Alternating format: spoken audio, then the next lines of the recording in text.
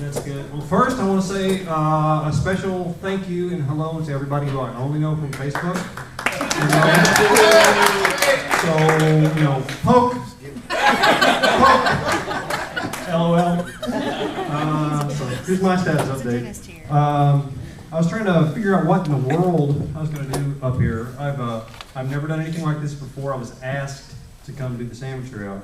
And so I'm trying to figure out what in the world it is that I've got that's funny. What's my shtick going to be? You know, every comedian I've ever seen that's any good has got a shtick. You know what I'm talking about? A thing that you kind of associate with them. You know, you got fat comedians who get up here and talk about how fat they are, and you got ethnic comedians that kind of make fun of their ethnic stereotypes. You got lady comedians who get up here and make jokes about having a vagina. You got the Klein brothers. And they're brothers, and that's evidently funny. I don't know yet. I hope so. I paid good money to get in here. What have I got? I mean, I'm just kind of a nondescript white guy. And I'm an only child. I don't even have a brother thing going on. So I'm trying to figure, what have I got that's entertaining, that's funny, that keep you all laughing for a while, and I finally figured it out. You know what it is? Cancer! That's right.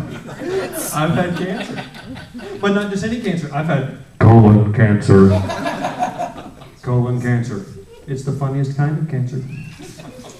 Now, I don't mean to belittle cancer. I'm sorry if any of you have been touched by cancer in any way, but I've had it, I've conquered it.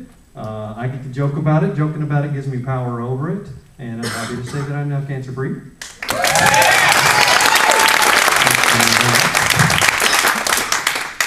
So the day I got diagnosed with colon cancer, I had the entire right side of my colon taken out, seriously. So, you know, I now tell my friends I just have kind of a semicolon. It's made me the butt of many jokes. Now I get to get up here and make an ass of myself. The diagnosis for colon cancer is, well, it's kind of an in-depth thing. I got to go see my proctologist, Dr. Finger.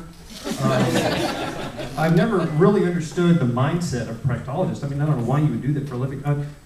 My day job is that I'm a dentist. No lie. So, you know, people think that's a weird job choice. Why in the world would you do that? But I can tell you here and now, any day, I would much rather work in receiving than I would in shipping.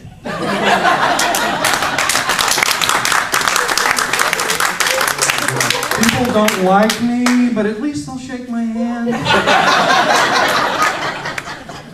Oh, you know, most Americans polled, there was a poll, 98% of Americans would rather have a root canal than get the finger probe. It's true, it's true. The other 2% kind of like that sort of thing.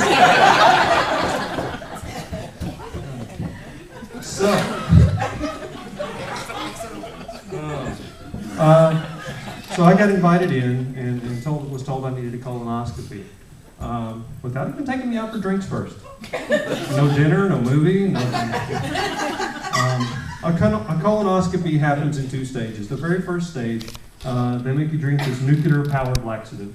Okay, strap you to a toilet for about 7 hours, whether inside or outside. During the 7 hours, you cannot get off the toilet for any reason, for fear of having to turn in a homeowner's insurance claim. After all the spurtage is finished, you get to go to the actual doctor's office, where they take this teeny tiny little camera. I mean, the thing's no bigger than the tip of your finger, but then they put it on like this 20-foot-long garden hose and shove it up your butt to make a video. Okay? Now, luckily they give you some roofies or something first.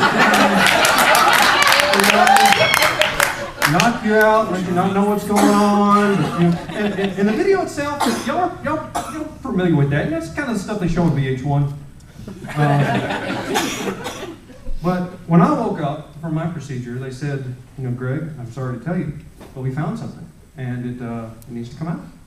And you're prepped, and we have a surgeon standing by. Would you like to do it today? And I'm like, oh my God, yes. That's not the kind of thing you want to sit around on. So, you know, in retrospect, I probably should have worried that they had some surgeon that was just like bored and hanging out in the break room. But at the time, all I could think of is I didn't want to go through colonoscopy prep again. You know, instead of doing that, I let them gut me like a fish. So after I recovered from my surgery, which took a while, I started chemotherapy. Now, chemotherapy is a nasty, nasty thing. Basically, chemotherapy is when doctors purposefully poison you just shy of killing you. So you better damn well hope they get that dosage right. But it makes you sick. In the process, it makes you very, very sick. What they're trying to do is kill off all the weak bits of you and leave the strong stuff behind, at least in theory, you know?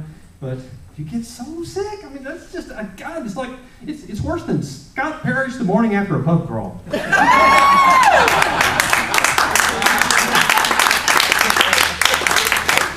So to counteract the nausea and everything, they give you a drug called Phenergan. You ever taken Phenergan? You know what that's like? You know how that works? Phenergan doesn't actually treat nausea. What Phenergan does is makes you go to sleep until they find a cure for your disease. So I had 3 different kinds of medicines that they gave me during chemotherapy. I had one called oxaliplatin, one called leucovorin,